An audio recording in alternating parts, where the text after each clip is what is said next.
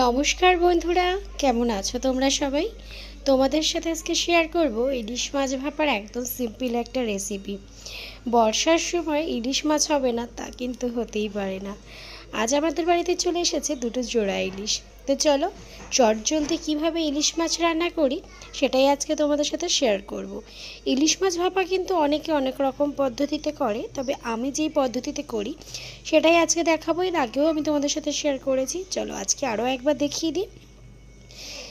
একদম সামান্য কিছু উপকরণ। তো দেখো, এখানে মাছটাকে ভালো করে ধুয়ে পরিষ্কার করে নিয়ে কড়াইতে দিয়ে দিয়েছি একটু সর্ষের তেল, হলুদ আর গোটা কাঁচা লঙ্কা। আর এখানে সর্ষেটা আমি একটু হলুদ আর নুন দিয়ে আর লঙ্কা দিয়ে একবারে আমি একটা পেস্ট করে নিয়েছি, সেটা আর তোমাদের সাথে শেয়ার করলাম না।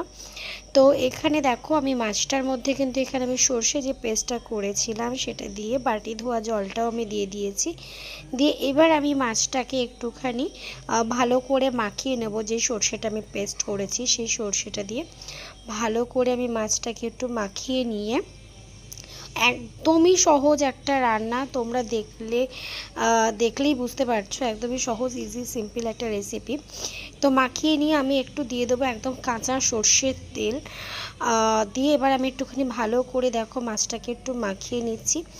আর অনেকে ইলিশ মাছ একটু হালকা ভেজেও করে, তবে আমি একদম কাঁচা এরকম মাখা খেতেই পছন্দ করি, তার জন্য আমি এইভাবে একদম কাঁচা মাখাটাই করি। তারপরে আমি যে বাটিতে একটু জল ছিল সেই জলটা দিয়ে, তার মধ্যে খুব বেশি কিন্তু জল অ্যাড হবে না, একদম মিডিয়াম আঁচে কিন্তু আমি রান্নাটা কিন্তু বসিয়ে দেব। তো ব্যাস, এবার আমি ঢাকা চাপা দিয়ে দেবো একটা ঢাকার মাধ্যমে।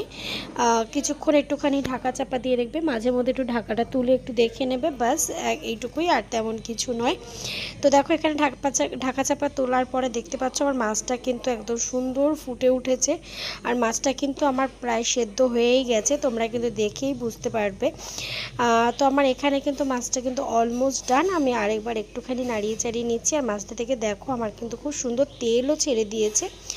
তাও লাস্টে আরেকবার আমি একটুখানি এর ওপর দিয়ে একটু কাঁচা সর্ষের তেল একটু দিয়ে দেবো, এটা কিন্তু অবশ্যই করবে, তাতে এতে রান্নার স্বাদ কিন্তু দ্বিগুণ হয়।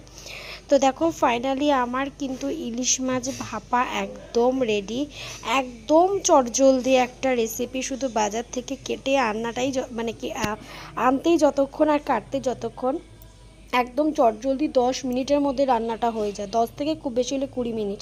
তো কেমন লাগলো অবশ্যই কিন্তু কমেন্ট করে জানিও।